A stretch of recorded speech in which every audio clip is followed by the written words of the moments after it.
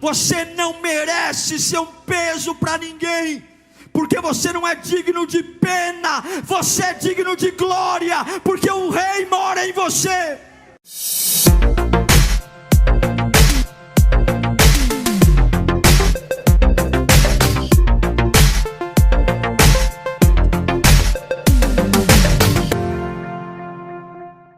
Vamos ouvir a palavra de Deus? Abra sua Bíblia comigo no Evangelho de Lucas, capítulo 2, versículo 36.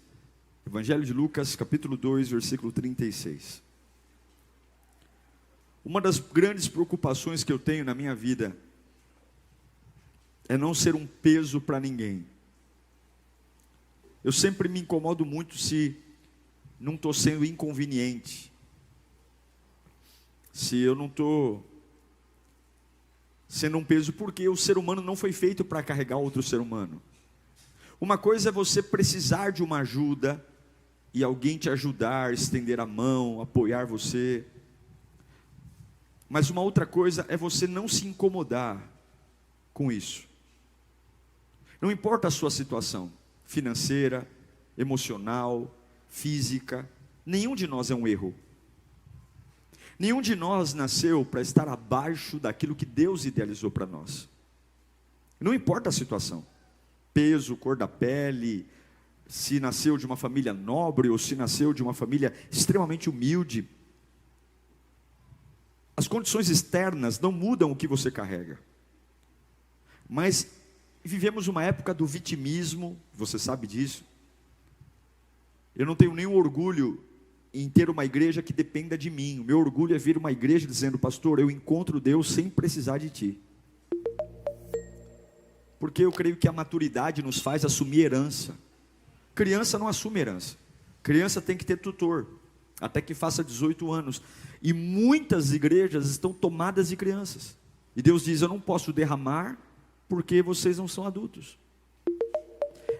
Eu vou ministrar sobre uma das mulheres, na minha opinião, mais fascinantes da Bíblia. Muito pouco pregada, tem a sua xará famosa do Antigo Testamento. Mas essa mulher, ela é uma das mulheres mais fascinantes. Fala-se tão pouco dela da Bíblia, apenas 3 versículos. Mas o que essa mulher representa, pelo menos ao meu coração, é algo fantástico, de uma mulher que não foi um peso para ninguém, mesmo tendo uma vida muito difícil. E que o Espírito Santo fale conosco. Lucas 2, 36, fala assim: estava ali a profetisa Ana, filha de Fanuel, da tribo de Azer. Era muito idosa, havia vivido com o seu marido 7 anos depois de se casar, e então permanecera viúva até a idade de 84 anos. Nunca deixava o templo. Nunca deixava o templo. Adorava a Deus, jejuando e orando, dia e noite.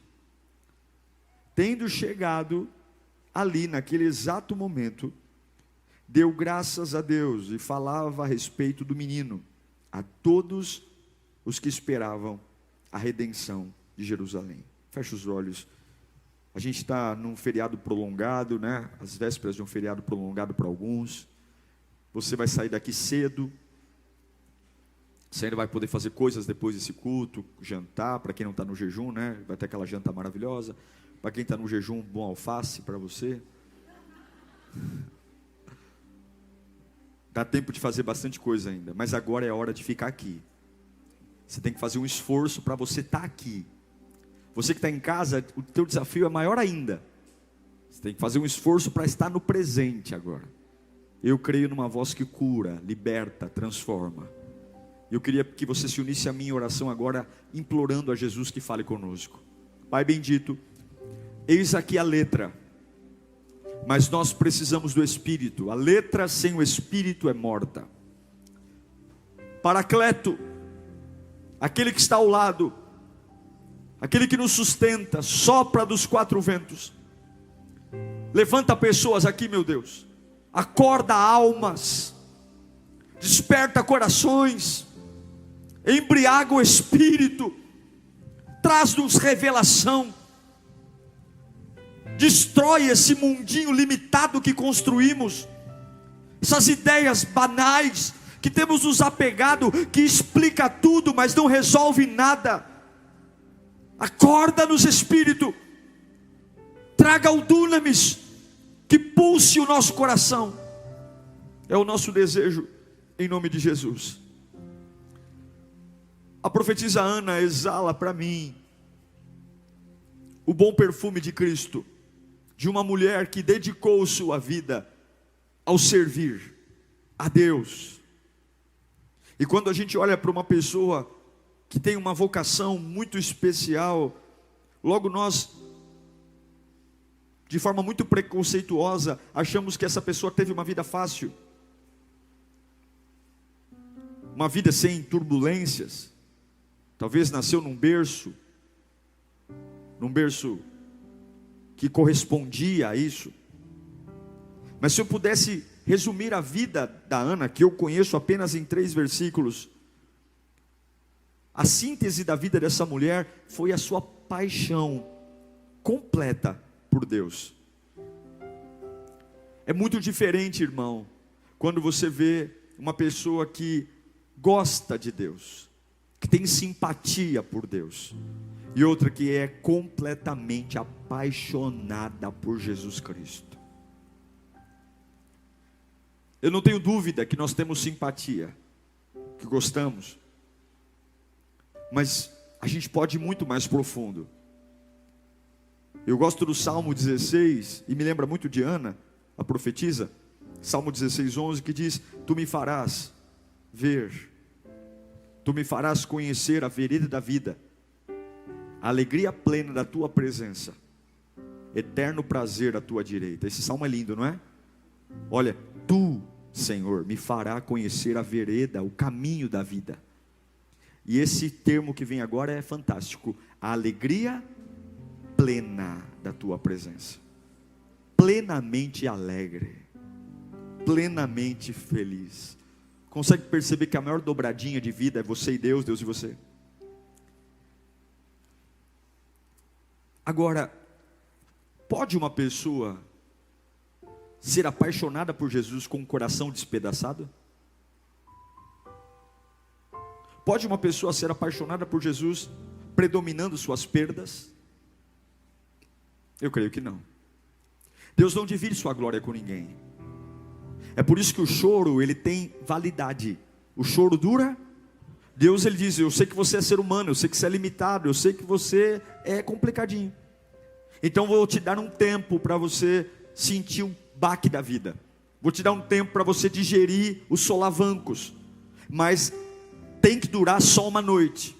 A alegria tem que vir pela manhã, porque dificilmente uma pessoa que vive com um coração despedaçado, ela pode ou vai viver de forma plena sua paixão por Deus. Quem era Ana? Ana era de uma tribo chamada tribo perdida, uma das tribos que foi para o sul, quando houve o desmembramento das tribos. Ana era filha de Fenuel, da tribo de Azer.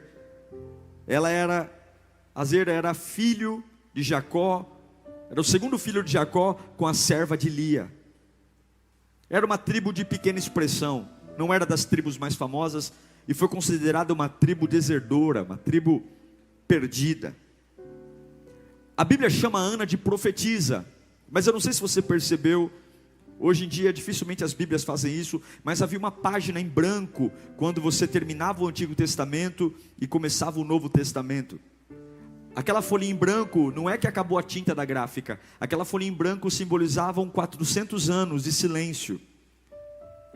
Deus não falou com ninguém, Deus não usou ninguém. Haviam cultos, mas Deus não falava.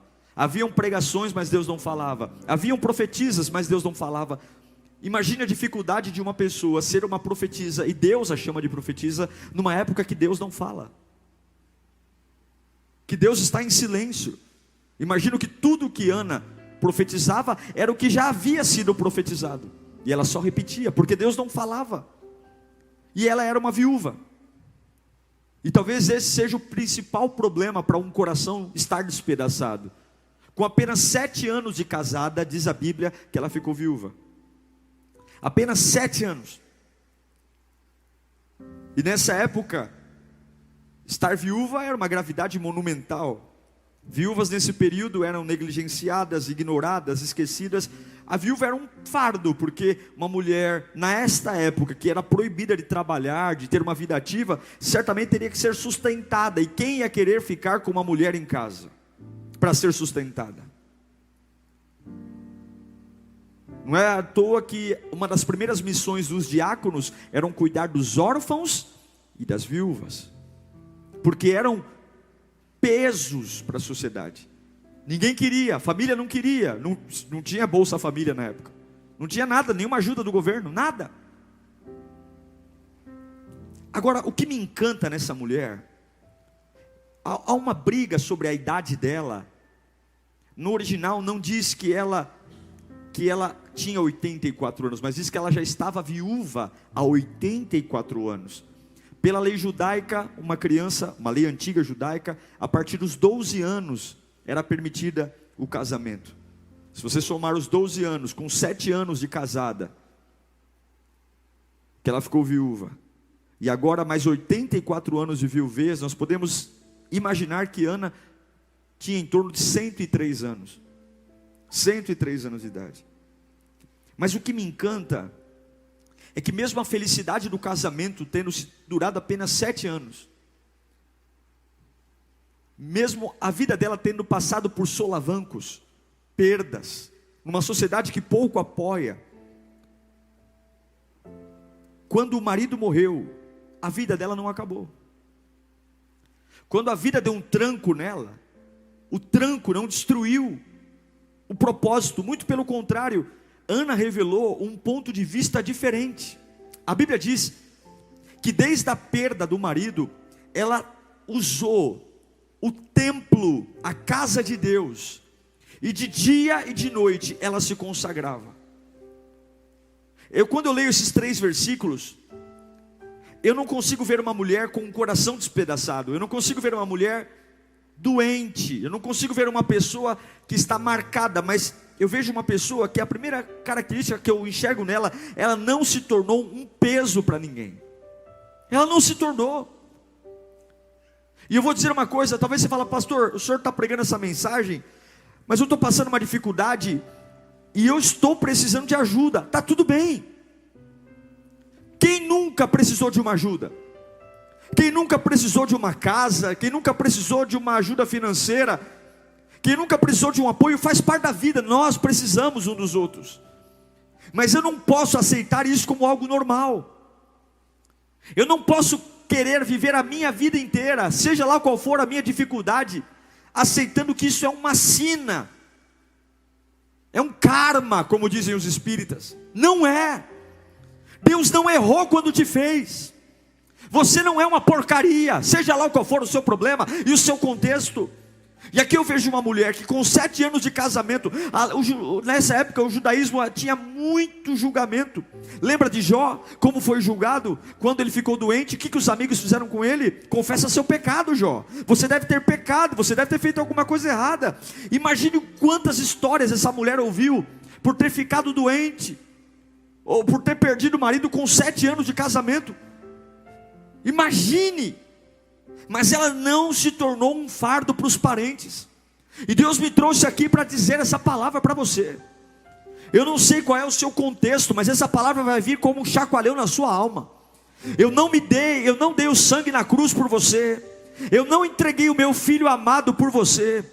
Eu não dei o mundo por você. Eu não fiz tudo por você para você se limitar a ser um peso na vida das pessoas. Você vai repreender isso hoje, ainda que você não saiba como mudar sua vida, ainda que você não saiba de onde arrumar o recurso, ainda que você não saiba como vai abrir uma porta, mas a partir deste dia Deus manda dizer: tome uma nova posição. Você não será um peso na vida de ninguém. Não vai ser. Essa mulher não se transformou numa mulher solitária. A Bíblia diz que ela ia ao templo todos os dias. Ela não se isolou. Ela não fez da sua dor um motivo de vitimismo, mas ela foi para o templo. A Bíblia diz que ela estava lá no templo de dia e de noite. E que templo era esse? Um templo que Deus não falava. Não se esqueça que Deus estava em silêncio. Imagine esse louvor que você sentiu aqui agora, essa atmosfera, porque o Espírito Santo está entre nós. Era um templo vazio, frio, mas ela estava lá. Não é porque despedaçaram o meu coração que eu vou ser um peso para alguém. E não é porque despedaçaram o meu coração que eu vou me isolar. Não se isole. Ei, Deus está falando com você. Pare de se esconder. Ei, Deus está falando com você. Sai desse quarto escuro hoje. Ei, Deus está falando com você. Eu ainda tenho um plano para a sua vida. Deus está falando com você aqui. Pare de alimentar o que tem que morrer e comece a alimentar o que tem que viver. Pare. Além de não ser um peso para ninguém, além de não se isolar, essa mulher, eu acho lindo isso, porque ela não se refugiou no passado. A Bíblia diz que ela era uma e profetiza, fala de futuro ou de passado? Futuro, profecia, anunciando o futuro. E a história triste dela, o autor conta. O que é interessante é que o começo do livro de Lucas é genealogia, é a história de Jesus. O principal personagem desse capítulo é Jesus, mas ele tem que pegar 3 versículos para inserir uma velhinha de 103 anos, que está ali de pé, que está ali com 103 anos e não é um peso para ninguém. Não é um peso para a família, não é um peso para a igreja, não é um peso para ninguém, que não se isolou, foi útil e principalmente não se refugiou no passado. Sabe por quê? Porque Ana não permitiu que o seu profundo desgosto a afastasse de Deus, muito pelo contrário. O profundo desgosto dela, ela compensou na presença de Deus. E eu pergunto para você, para onde os seus desgostos te empurram? Para onde os seus desgostos te empurram? Para onde os seus traumas te empurram? Uma velhinha de 103 anos, que ficou viúva aos 7, que foi profetisa numa época que Deus não falava. Ela estava com 103 anos na presença de Deus. Eu te pergunto, suas maiores dores, seus maiores desgostos te fazem ser um peso para parente? Seus desgostos e seus traumas te tornam uma pessoa solitária? Seus desgostos e teus traumas fazem você se refugiar num passado ou te empurram para Deus? Quais de nós hoje estão enfrentando choques, tragédias, adaptações, e sabem que nada cura essas feridas se não for a presença de Deus? Eu quero te fazer um convite hoje a lidar com a sua vida de um jeito diferente. Eu quero fazer um convite hoje para você. Essa é uma mensagem de um abraço em você, porque para você se sujeitar a depender de alguém, a ser um peso para alguém, é porque você já perdeu o seu propósito, é porque você não sabe mais quem é, você se acha incapaz. Mas eu quero que você guarde isso que eu vou te dizer no seu coração. Guarda isso. Deus não busca heróis, Deus busca disponíveis. Sabe por que você está tão abatido? Porque você acha que você tinha que ser um herói, porque você tem pessoas que você olha e você sabe que eles humanamente são melhores do que você, conquistaram mais que você. Sim, irmãos, há pais que conquistaram mais que você. Sim, há profissionais que ganham mais dinheiro que você. Sim, mas Deus não é movido por isso. Deus é movido por disponibilidade. Deus é movido, no versículo 37 diz que ela não deixava o templo, servindo a Deus de dia e de noite. Quem era Ana? Ana era ninguém. Quem ela era? Ninguém. Ana não fazia parte de uma elite. A tribo de onde ela vem não era as tribos mais famosas, era muito pelo contrário, uma tribo desertora. Ela não era parente de nenhum rabino, de nenhum rei, de nenhum figurão. O pai dela era o Fenuel. Você sabe quem é Fenuel? É ninguém. É ninguém. É um personagem quase que desconhecido da história. O nome dela não aparece em nenhum outro lugar da Bíblia. Em nenhum outro lugar. Ela é uma viúva, pobre e velha, de 103 anos. O nome dela é citada uma vez na Bíblia só, e acabou. Ninguém ouve falar mais dela. Não se sabe mais nada dela, como ela morreu, para onde ela foi depois desse dia, nada. Não tem um memorial. Eu fui para Israel, não há memorial sobre ela. Não há nada, não há nenhuma homenagem, não há nenhuma estátua sobre ela, nada. O nome dela não é citado nas crônicas, nas literaturas. No entanto, o texto bíblico diz que ela era uma profetisa. Porque ainda que ninguém veja valor nela, Deus ainda chama ela para uma vocação. Deus ainda chama ela para um dom. É isso que Deus quer que você entenda. Você não é um herói. Você não precisa ser um herói. Mas se você estiver disponível diante de Deus, sempre vai haver um chamado e uma vocação para a sua vida. Deus não está procurando o seu currículo. Deus não está procurando a beleza da sua eloquência. Deus não quer saber a aprovação das pessoas, porque você não é definido pelo que pensam ou falam a seu respeito. Mas Deus quer que você esteja ali. E o que o coração desgostoso fez com ela? O que a amargura fez com ela? A amargura empurrou para Deus. E a Bíblia diz que ela estava ali de dia e de noite, de dia e de noite, de dia e de noite. Uma anônima, uma pessoa comum, mas de dia e de noite disponível. Ela estava ali, disponível para Deus, disponível para buscar, disponível para servir. Ninguém a chamou de profetisa. Quem a chamou de profetisa foi Deus. Se você estiver disponível, se você entender que Deus não procura heróis, Deus procura pessoas disponíveis. Estamos cansados, mas estamos disponíveis. Estou abatido, Senhor, mas eu estou aqui, Senhor, de dia e de noite. Aconteceram tragédias na minha vida que mudaram totalmente o curso dos meus planos, mas eu estou aqui, Senhor, eu estou disponível. Eu não era desse jeito que eu queria estar hoje. Não era assim, não era essa vida que eu imaginei quando eu era criança, quando eu era mais novo. Mas eu estou aqui, Senhor, disponível. Depois do que aconteceu comigo, assim como Ana, muitas pessoas se afastaram, muitas pessoas não ligam mais para mim.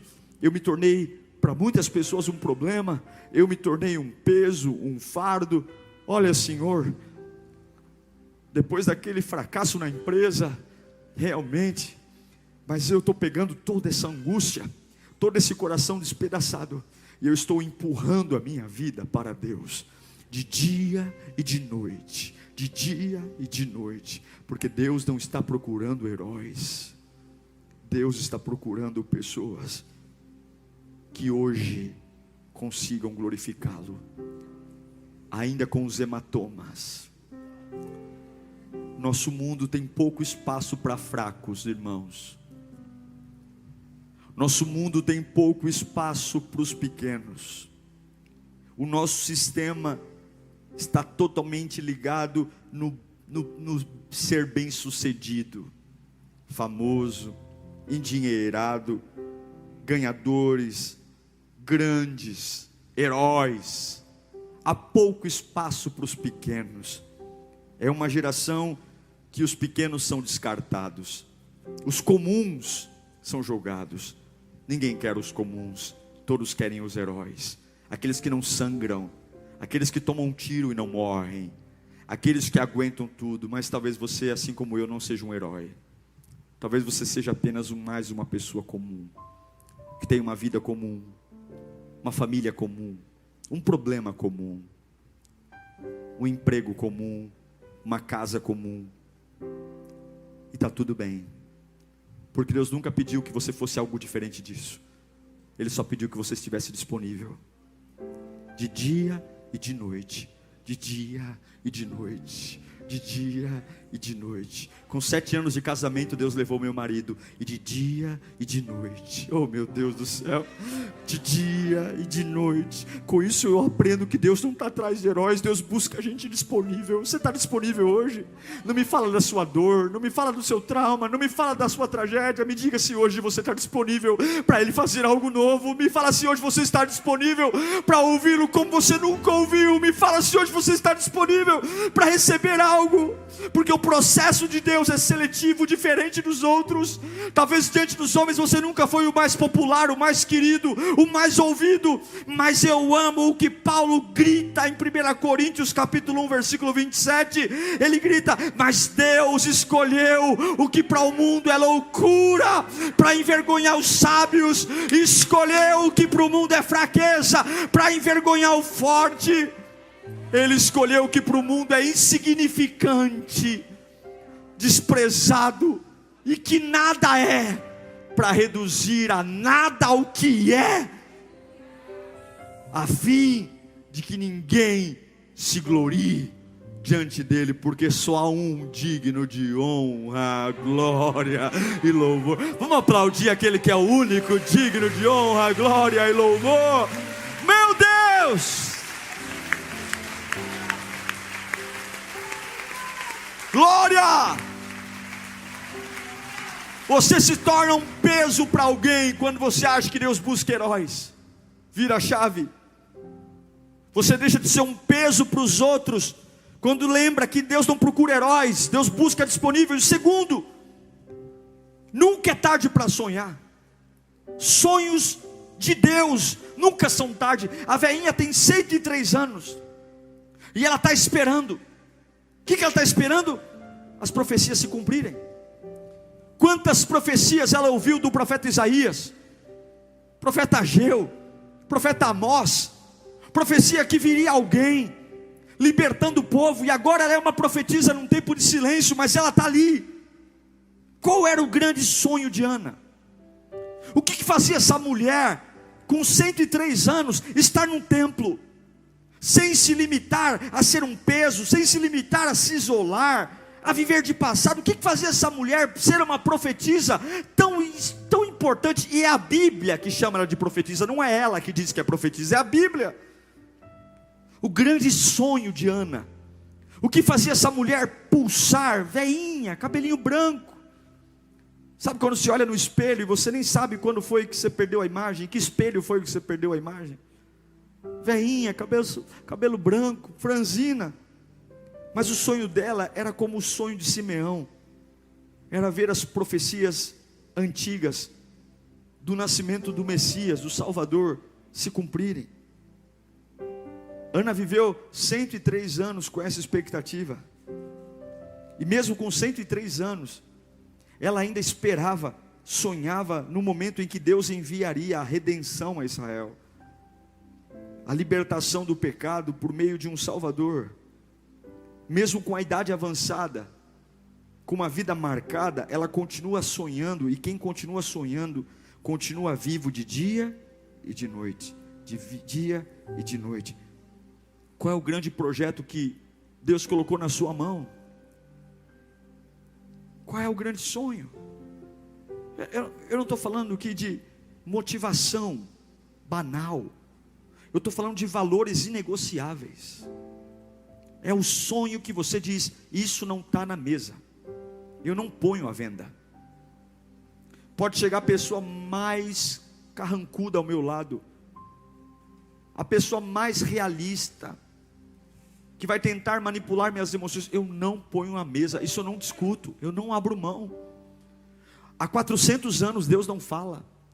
Sabe o que significa isso? A expectativa de vida dessas pessoas era em torno de 100 anos.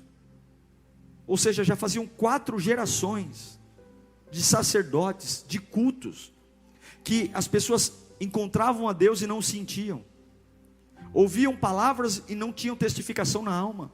Ela nasceu num período de silêncio, mas alguém um dia contou para ela que Deus prometeu que mandaria um Salvador, e isso para ela bastou. Não importa se os meus antepassados não creram mais, eu carrego uma verdade. Qual a verdade você carrega?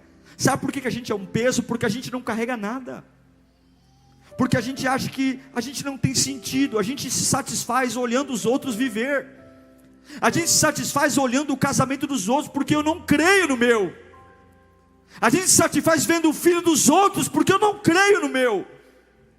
E é por isso que os programas que mais fazem sucesso é programa de fofoca. É gente que senta num sofá, pega refrigerante para ver a vida do outro, porque não crê que pode viver. Mas uma velhinha de 103 anos, ao invés de pendurar a chuteira, ao invés de se enfiar num pijama, ao invés de ir para um asilo, ao invés de dizer, eu já fiz muito na minha vida, ela está ali, seca fisicamente, mas ela carrega alguma coisa. Quando você carrega algo, você nunca será um peso para alguém, você não se permitirá, porque quando você carrega algo verdadeiro, isso vai arrancar de você atitude, ação, movimento, paixão, vida, fé, em nome de Jesus. Faça um balanço hoje. O que você carrega, que você fala, isso aqui é inegociável, em relação à sua família, em relação ao seu futuro, em relação ao seu ministério, ao seu chamado. O que você diz? Eu não abro mão disso. Não sei como pagar, não sei como resolver, não sei qual vai ser o caminho, mas eu não estou nem aí. Deus não disse que vai vir um Salvador, e daí que faz 400 anos que Ele não fala. Se Ele usou Isaías, se Ele usou Jeremias, Ezequiel, Obadias, sei lá, se Ele usou, Ele vai cumprir. O que é? Ela não pensa em aposentadoria, porque ela tem motivos nobres e dignos para continuar. Qual é o motivo nobre e digno que você vai carregar na sua alma? Que quando alguém te fala assim, deixa a sua vida comigo, eu vou cuidar de você, você vai dizer, ninguém vai cuidar de mim. Você vai cuidar da sua vida e eu vou cuidar da minha. Se eu precisar de uma ajuda por uma noite, eu vou te ligar, mas vai ser só por uma noite, porque a alegria, o sol nasce. Pela manhã o sol nasce. Talvez eu precise de uma ajuda só um mês, mas eu não vou viver de caridade, porque eu carrego algo que não dá tempo para estar na tua mão. É grande demais para estar na mão do homem. Você não consegue dar conta da tua vida, você vai querer dar conta dos meus sonhos. Sai para lá. Meu sonho está na mão do meu Deus. É de dia e de noite. Fala comigo, de dia e de noite. Deus não busca heróis, Deus busca gente disponível. Nunca é tarde para você ter um grande sonho. E último, se você praticar isso, entenda que existe uma relação estreita, apertadinha assim, ó, entre constância e promessa. Elas andam quase que juntas. Fala comigo, constância e promessa. É uma relação, lado a lado. Você quer ver a promessa se cumprir? Seja constante. Elas andam lado a lado. A Bíblia diz que ela ia na casa de Deus e ela pregava e profetizava de dia e de noite. A parte B do versículo 37 de Lucas que lemos, diz que ela nunca deixava o templo. Consegue colocar para mim? Nunca deixava. Então permanecera viúva até a idade de 84 anos e nunca deixava o templo. A Bíblia pode mentir? Nunca quer dizer que ela estava lá todos os dias. Em outras palavras, constantemente ela estava no templo. Para fazer o quê? Falar da vida dela? Curiar da vida dos outros? Para ficar fazendo fofoca? Biquinho? Chamando a atenção? Ela ia para o templo para jejuar e orar dia e noite. Já que eu tenho tempo, já que a vida despedaçou meu coração, o buraco que a vida deixou, eu vou preencher com Deus. Preencha os buracos com Deus. Se aconteceu uma catástrofe na sua vida, alguém te deixou, alguém te largou, alguma coisa te tirou, pega esse buraco que a vida deixou e preencha ele com Deus. Aqui vai ser Deus. O que eu acho lindo é que durante muitos anos ela perseverou com paciência até os seus 103 anos. E eu creio, irmão, que a constância é a rainha de todas as virtudes. A maior virtude de um homem é a constância. É estar de pé no dia frio e é estar de pé num dia ensolarado. É estar de pé quando o sorriso é largo e é estar de pé quando o sorriso é amarelo. É estar de pé quando você está igual a Rose, lá no Titanic. Eu vou ganhar o mundo! Mas ele está de pé quando você está abraçado no iceberg. Eu vou ganhar o mundo também. A constância é a rainha de todas as virtudes, porque só quem possui constância termina. E aí agora, tem uma velhinha de 103 anos, talvez as corcundas dela estejam maiores,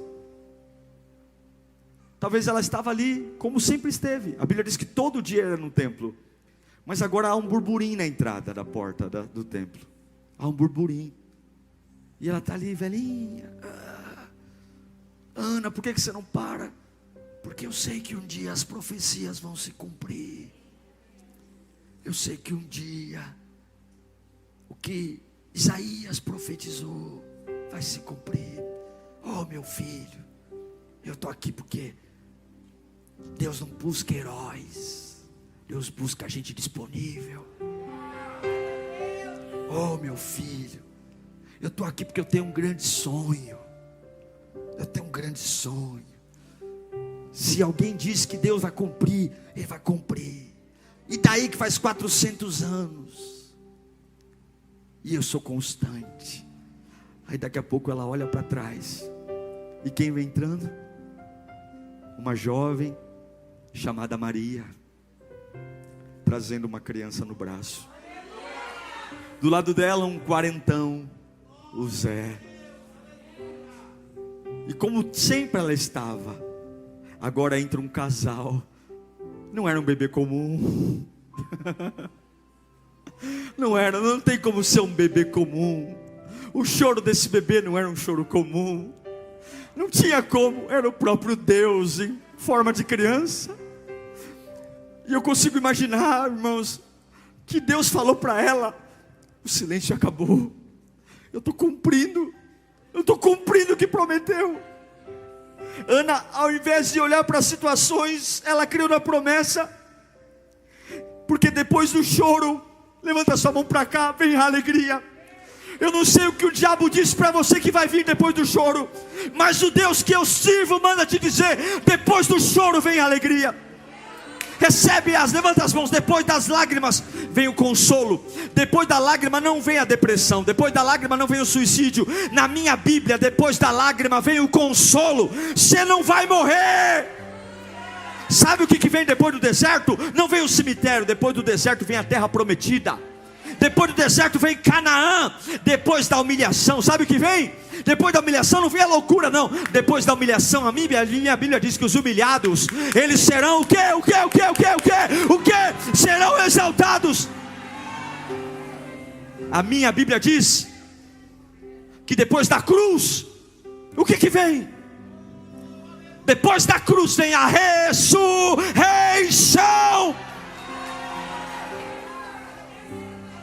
Depois da prisão, na minha Bíblia, vem o trono. E agora, em um dia comum, porque ela ia para o templo todo dia. Imagina se nesse culto ela faltasse. Imagina uma mulher com 103 anos, esperando um dia que a profecia se cumprisse, mas nesse dia, ela se desse o direito de falar: eu vou descansar. Eu vou tirar um tempo para mim. Eu mereço férias. Imagine se nesse dia ela ficasse com uma dor de cabeça tão forte e diria: eu não vou.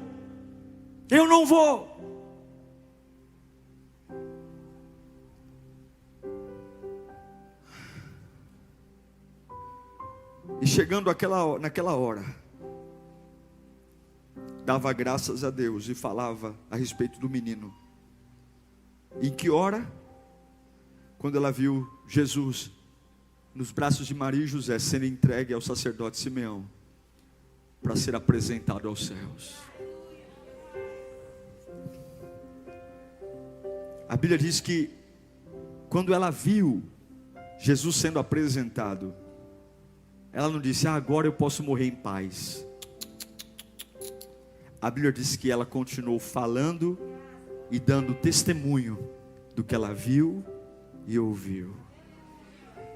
com 103 anos, ela viu o Consolador de Israel, em carne e osso, entrar pelo templo que estava apagado. Existem muitos líderes em Israel. O que é interessante é que o nascimento de Jesus, irmãos, aqui eu encerro, ele não foi celebrado pelos grandes. Todas as pessoas que fizeram parte do nascimento de Jesus, que creram que ele era o menino Jesus, o Messias, eram pessoas muito simples, eram pessoas pobres, esquecidos. Os grandes religiosos, os grandes sábios, os grandes mestres, os grandes líderes, eles nem se deram conta de quem acabou de nascer. E é por isso que Deus não busca heróis, Deus busca gente disponível. Ana foi separada por Deus, porque ela era apaixonada por Deus. Eu encerro essa mensagem dizendo que se você até hoje tem vivido de ajuda de pessoas, e está tudo bem, apoio, e você tem feito de algumas pessoas realmente alicerce na sua vida, mas o problema está em você. Para com isso. Não seja um peso para ninguém. Deus não deu a vida de alguém para ser responsabilidade de um outro homem. Ajude, ore, interceda, mas não se limite, não se isole, não viva do passado, mas lembre essas 3 coisas. Deus não busca heróis, Deus busca gente disponível. Amassado, sangrando, sozinho, debilitado, em relação a Deus, esteja disponível. Esteja disponível para orar, para buscar. Sonhe. Sonhe. Mesmo que haja um silêncio, sonhe. Sonhe com essa libertação, sonhe com essa vida maravilhosa. Sonhe. E coloque num lugar tão precioso no seu coração, que ninguém pode tirar. E por fim, a constância é a rainha de todas as virtudes. Dia e noite. Dia e noite. Quando eu tenho vontade, quando eu não tenho vontade. Quando eu me sinto feliz, quando eu me sinto triste. Quando eu tenho apoio, quando eu não tenho apoio. Porque a promessa e a constância andam lado a lado. E vai ter um dia como qualquer outro dia, um dia comum. Você vai dizer, hoje é mais um culto que eu vou para a igreja, hoje é mais um dia que eu vou adorar a Deus. E aí você vai ver um burburinho perto de você, e de repente vem um casal trazendo nos braços aquilo que você mais esperava a vida inteira. Meu Deus, você vai ver aquilo que você ouviu de Isaías. Você consegue entender o privilégio de Ana? Que privilégio! A gente vai em Israel hoje, não tem ninguém lá, mas a gente chora de falar assim, foi aqui que Jesus nasceu. Eu chorei quando fui para Belém, quando eu entrei no cenáculo e fiquei imaginando a última ceia ali. Agora você imagina aquela velhinha de 103 anos, vendo o bebê, Jesus. Que privilégio. Deus vai te dar privilégios, irmãos. Deus vai te dar experiências que serão só suas. Deus vai te dar experiências que você vai dizer, eu não sou um erro, não me valorizam, não me veem, mas eu não estou nem aí, Ele me vê. Deus vai cuidar de você. Eu queria que você fechasse os olhos agora, e você olhasse para tudo que te alimenta, que não for do Senhor, e Deus vai te dar força para você começar a se desconectar disso agora. Você não vai viver sendo um peso para ninguém. O sangue de Jesus não foi derramado para isso. Que bom que podem te ajudar, mas não conte com isso. Você não é menor que ninguém. Você não é menor que ninguém. E eu sei que tem Anas aqui hoje, Anas que passaram por solavancos na vida, solavancos. Pega a sua angústia e deixa ela te empurrar para Deus. Pega a sua dor e deixa ela te empurrar para Deus. Para de se enganar, para de ver uma vida artificial, para de ver uma vida de cartão de crédito, uma vida supérflua, só de maquiagem.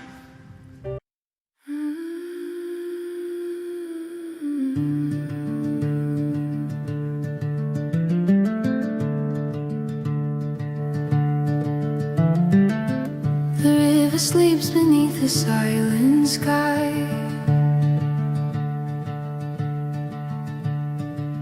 Its silver mirror empty of reply.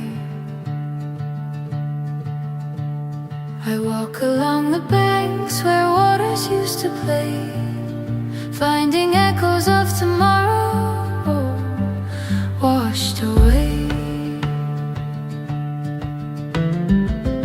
And though I reach, my hands meet only stone. A quiet grief I've never known. And rivers refuse to run. The world feels heavy as the sun. All the dreams that once would flow are caught in currents we'll never know. When rivers refuse to run, the tides remember what we've done. The reeds still bend beneath the hollow breeze, whispering secrets only I can see. The fish no longer dance in silver streams, only shadows linger where light used to gleam. I call the waters, but the silence grows. A tide of memories no longer knows. When rivers refuse to run, the world feels heavy as the sun. All the dreams that once would flow are caught in currents we'll never know. When rivers refuse to run, the tides remember what we've done. If I could turn the river back, would it heal the cracks in what we lack? Or do the waters hide a truth too deep, a promise lost we can't